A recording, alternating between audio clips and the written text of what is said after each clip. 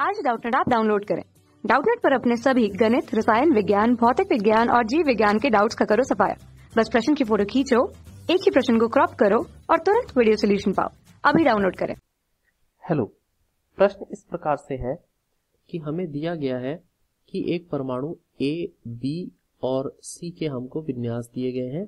हमें बताया गया है कि ए का परमाणु क्रमांक 90, न्यूट्रॉन की संख्या 146, बी का परमाणु क्रमांक 92, न्यूट्रॉन की संख्या 146, सी का परमाणु क्रमांक 90 और न्यूट्रॉनों की संख्या 148 है। इनके लिए हमें कुछ कथन भी दिए हैं। 5 कथन यहाँ इन्होंने दिए हैं कि ए और सी समन्यूट्रॉनिक हैं, ए और सी समस्थानिक हैं, ए और बी समभारिक हैं और बी और सी समभारिक है और बी और सी समस्थानिक है। हमें नीचे ऊपर दिए गए कथनों में से गलत कथन चुनना है। तो हमें विकल्प देते हैं कि ए और बी गलत है, दूसरा विकल्प है सी डी ई गलत है, तीसरा विकल्प है ए सी डी गलत है और चौथा विकल्प है ए सी ई गलत है। तो देखिए, इस प्रश्न का उत्तर एकदम आसान है।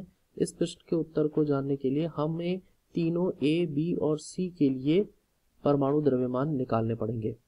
तो दिया गया है कि जो ए है उसका परमाणु क्रमांक को हम Z से दिखाते हैं। तो परमाणु क्रमांक Z दे रखा है 90 और न्यूट्रॉन की संख्या N दे रखी है 146। तो इसके लिए द्रव्यमान संख्या निकालना आसान है। द्रव्यमान संख्या निकालते हैं M बराबर होता है परमाणु क्रमांक प्लस न्यूट्रॉन की संख्या। तो यहाँ पर हमने करा 90 प्लस 146, तो हमारा सीधे सीधे उत्तर आया 236। तो इस तरीके से इसका परमाणु क्रमांक आ गया। ऐसे ही परमाणु द्रव्यमान आ गया। इस तरीके से हम बी के लिए भी निकालेंगे। बी के लिए परमाणु क्रमांक दे रखा है 92, न्यूट्रॉनों की संख्या n दे रखी है 146। तो इसी तरीके से परमाणु द्रव्यमान निकाला जाएगा। परमाणु क्रमांक प्लस न्यूट्रॉन की संख्या, इसका मतलब 92 प्लस 146, ये बन गया हमारा 238। उसके बाद सेम हम बिल्कुल इसी तरीके से सी के लिए निकाल लेते हैं। सी के लिए Z जो परमाणु क्रमांक है वो दे रखा है 90, न्यूट्रॉनों की संख्या दे रखी है 148। तो परमाणु द्रव्यमान इसके लिए आ जाएगा 90 प्लस 148, तो ये हो गया 238। तो इस तरीके से हमारे को तीनों के लिए जानकारी मिल गई। अब मैं आपको बता दूं, जो ए, बी और सी है हम इनके लिए इसको देखते हैं। तो पहला विकल्प ए है, इसके लिए देखते हैं। ए के लिए कथन कहता है कि ए और सी सम न्यूट्रॉनिक है। सम न्यूट्रॉनिक का मतलब होता है ए और सी के न्यूट्रॉनों की संख्या समान होनी चाहिए। तो देख लेते हैं, ए के न्यूट्रॉनों की संख्या है 146 और सी के न्यूट्रॉनों की संख्या है 148। इसका मतलब ये हुआ कि जो हमें दिया गया कथन ए है वो गलत है, क्योंकि दोनों के न्यूट्रॉनों की संख्या समान नहीं है। इसके बाद हम बात करते हैं कथन बी की। बी कहता है कि ए और सी समस्थानिक है। तो ए और सी के समस्थानिक होने के लिए इनका परमाणु क्रमांक समान होना चाहिए और द्रव्यमान संख्या भिन्न भिन्न होनी चाहिए। तो परमाणु क्रमांक ए का है 90, सी का है 90 और द्रव्यमान संख्या देखने जाए तो ए की है 236 और सी का है 238। तो चूंकि इनका परमाणु क्रमांक समान है, द्रव्यमान संख्या भिन्न भिन्न है, तो इसीलिए ए और सी दोनों समस्थानिक हैं। तो इसका मतलब ये हुआ कि हमारा कथन बी जो है वो यहाँ पर सही है।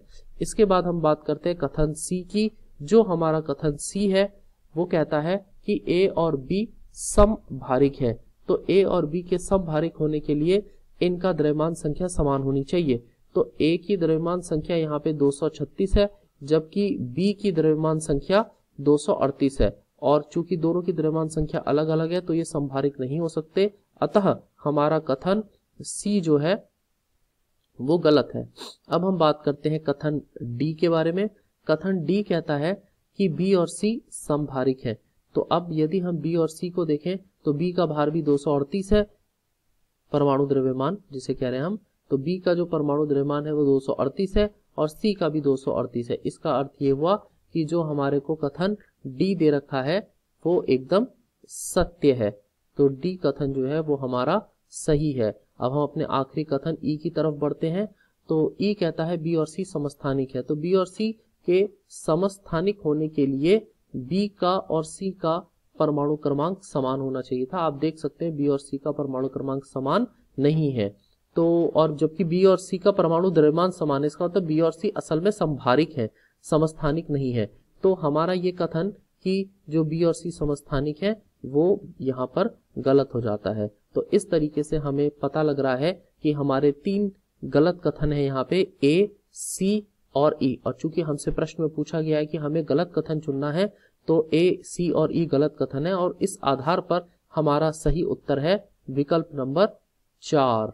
तो ये विकल्प नंबर 4 जो है वो हमारा सही उत्तर है, जो कि ये कहता है कि ए, सी और ई जो है वो हमारे गलत कथन है। तो मुझे लगता है आप लोगों को ये चीज समझ में आ गई होगी। धन्यवाद। कक्षा 6 से 12वीं से लेकर नीट, IIT, JEE वो एडवांस के लेवल तक 1 करोड़ से ज्यादा छात्रों का भरोसा। आज ही डाउनलोड करें डाउटनेट ऐप या व्हाट्सएप करें अपने सारे डाउट्स 8400 400 400 पर।